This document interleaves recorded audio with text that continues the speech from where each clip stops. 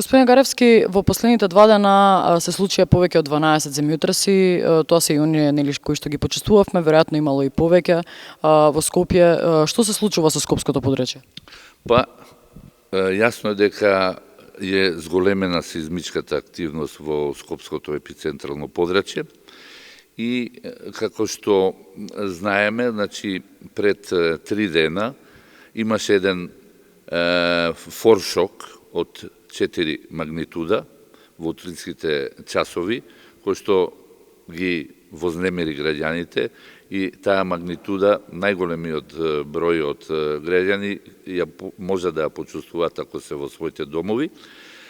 За потоа, негде пред 2 дена, да биде главниот удар со магнитуда негде 5,2-5,4 и сега, како резултат на редистрибуција на напрегањата после главниот удар, имаме појава на така наречени афтершокови, ако се предпостави дека овој удар од магнитуда 5,2 беше главниот удар. Појавата на афтершоковите после главен удар е многу вообичаена, особено кога имаме повисоки магнитуди. И бидејќи 5,2 магнитудата, иако не се вбројува во силни земјотреси, таа појава повлекува афтершокови. Како за пример можам да кажам дека кога имаме магнитуди 7 и 8, имаме на илјадници афтершокови, каде што непосредно после главниот удар, да кажеме, ако е 7, имаме во временски период од неколку сати може да се случат магнитуди афтершокови со ослободена енергија од 6,2, што е практично идентична на онаа што беше скопскиот земјотрес. Значи, за поголемите магнитуди се случуваат афтершокови кои што исто така може да предизвикаат додатни оштетувања на веќе оштетите објекти и токму поради тоа е опасно да се седи во домовите кога имаме големи магнитуди. Во нашиот случај не постои опасност од некои додатни оштетувања на зградите, бидејќи веќе магнитудите се редуцирани и би требало да се предпостави дека во наредните денови, да не кажам и можеби во наредните неколку недели, тлото и сеизмичката активност да се смири и да тлото на некој начин биде релаксирано.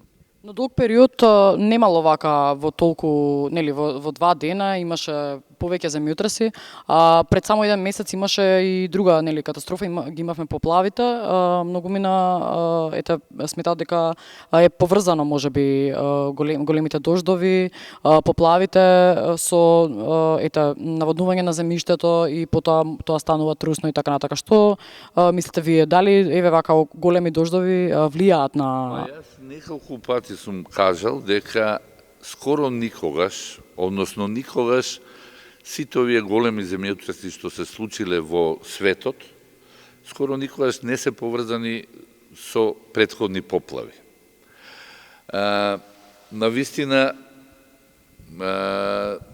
може би е коинциденција и по мене е сигурно коинциденција, бидејќи имавме пред 2-3 недели поплава, која што немаше големи товари да би можело да настане некој притисок на самите раседни зони, а и, како што реков, нема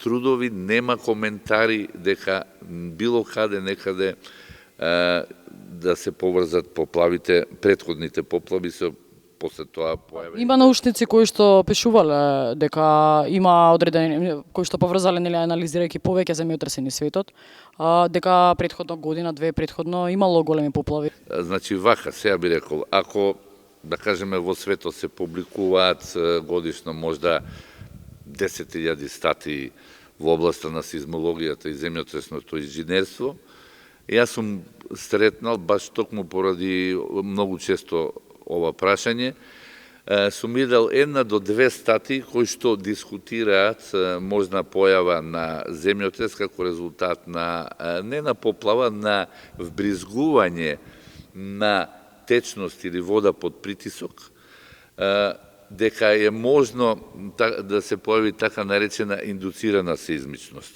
Што треба граѓаните да направат еве за да се заштитат? Вие споменавте градбите дека се најсигурна заштита, сигурните градби кои што се тестирани за земјотреси. Што сметате дека сега е важно како порака еве после ова искуство овие 2 дена? Па знаете што, ја мислам дека попореки и граѓаните ќе се релаксираат и ќе се смират, бидејќи ние објавивме дека објектите сите после земјотрес се проектирани спрема сеизмичките прописи постоечки сегашни и дека практично тие се димензионирани многу лесно да го издржат скопскиот земјотрес и дека не е изненадување за магнитуда 5.2 во поедини објекти и да имаме секундарни оштетувања, односно да имаме отпаѓање на малтер, стварање на прснатини по должината на гредите и столбовите, каде што е направен контактот меѓу преградите, зидови и овие столбови. Тоа се типични манифестации кои што се беззначајни и воопшто не ја загрозуваат стабилноста на конструкцијата. Така да, од нашето излагање на терен, ние навистина констатиравме она што го кажавме унапред, дека нема оштетување ниту на еден објект на територијата на Скопје, каде што имаме оштетување на самата конструкција. И токму поради тоа, граѓаните треба да продолжат и веќе мислам дека тоа го прават, нормален живот, да не бидат вознемирени. Апел е исто така дека не треба да ги фаќа паника, што е многу тешко, и не треба за време на земјотресот да се трудат, не треба да излагаат за време на земјотресот надвор, од повеќе причини. Прво, значи, се предпоставува дека објектот е сигурен и токму поради тоа поголем е ризикот за време на бегањето да се случи при паника да се повредат и уште повеќе поголем е ризикот кога се излага надвор да не паднат некои делови од фасадата, како што е малтер или плочки, и да овие граѓани за време на излагањето надвор бидат повредени. Така да се знаат општите инструкции во светот дека треба да се остане во самиот објект, да се биде сталожен, да се проба да се засолните, да се склупчи, да чолчнете, да кажам, на тлото и да се засолните поред некој цврста маса, трпезариска маса или работно биро, се со цел за да се заштитите од евентуално паѓање на стаклени предмети, за да не ме повредат, или повторно рушење на некој преграден зид, што не би требало повторно да се случи за ваква магнитуда, но цврстите, да кажеме, бироа и маси ќе ве заштитат од такви удари и ќе се избегнат повредите. Но сакам да потенцирам дека ова засолнување е само од аспект на заштита на граѓаните од паѓањето на предметите. Инаку, масите не можат да не заштитат ако евентуално објектот се сруши, но повторно велам, објектите не се проектирани за да не паднат Иако ние имаме чувство кога гледаме репортажи од некои катастрофални земјотреси дека зградите се голем дел се паднати, не е тоа точно. Оние згради што ги гледаме по, да кажам, по репортажите од светот, тоа се повторно несеизмички проектирани објекти. Еве, случајот, да кажам, со последниот земјотрес во Италија, практично и таму не падна ни еден објект кој што е армирано бетонски, туку се срушија неинженерски објекти, се срушија историски објекти кои што се многу стари, градени или од тула или од камен, и тие се апсолутно сеизмички несигурни и токму таквите објекти или се тешко оштетени или се рушат.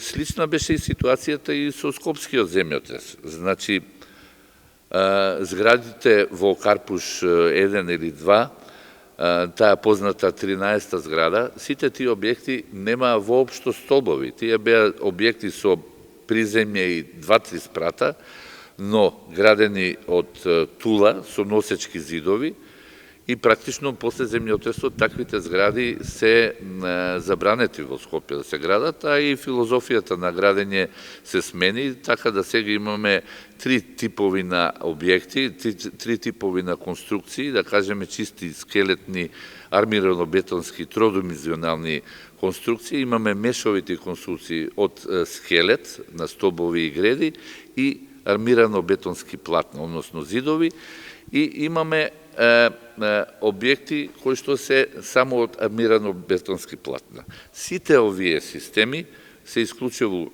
сигурни и токму поради тоа ризикот да некој од нив се сруши за време на земјотрес, како што беше Скопскиот катастрофален, нема да се случи. Како работите вие како институција? Дали државата доволно одвојува средства за современа апаратура? Како вие ќе оцените поддршката од државата за оваа наука? Државата делумно не финансира со плати.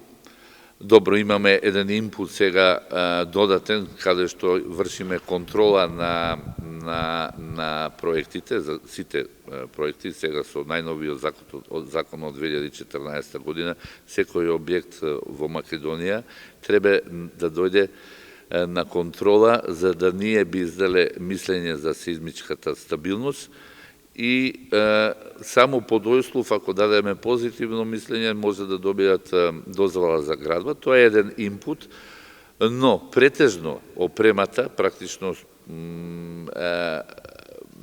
во последни, можеби 20 години, опремата која што ја имаме е набавена или преку меѓународни проекти. Сме имале негде околу 7 научно-истраживачки проекти кои што се финансирани од страна на НАТО. Исто така ние опрема набавивме и, да кажеме, промената на аналогната контрола на платформата во дигитална е набавена преку еден европски проект, каде што набавена е дигитална контрола, која што повторно е едно од најмодерните сега во Европа. Таа дигиталната контрола чинеше некако околу пола милион евра и тоа го плати на некој начин Европската заедница преку овие рамковни програми. Да потенцирам, најголемиот, ако да не кажам и целата опрема која што поседува институтот, е купена или преку европски и НАТО проекти или преку некои комерцијални проекти кои што ги работиме и во Македонија, а и во светот. Имате ли модерни инструменти? Кога во последниот период набавувате ли инструменти? Како што реков, ние сме приморани да бидеме во тек со опремата и нашите инструменти, а и опремата е во текот со времето, бидеме. И еве за крај, што да се очекува во следните денови? Може ли, има ли некакви информации, еве инструментите, што покажуваат? Знаете, општо е познато дека нема правила кога ќе се појават земјотресите, се знаат само сеизмичките зони и интензитетите кои што може да се јават. Така да не може да се прават никакви предвидувања, но од некои искуства може да се каже и би требало да се очекува дека за неколку недели тлото потполно ќе се смири. Што, велам, може да има и исклучоци.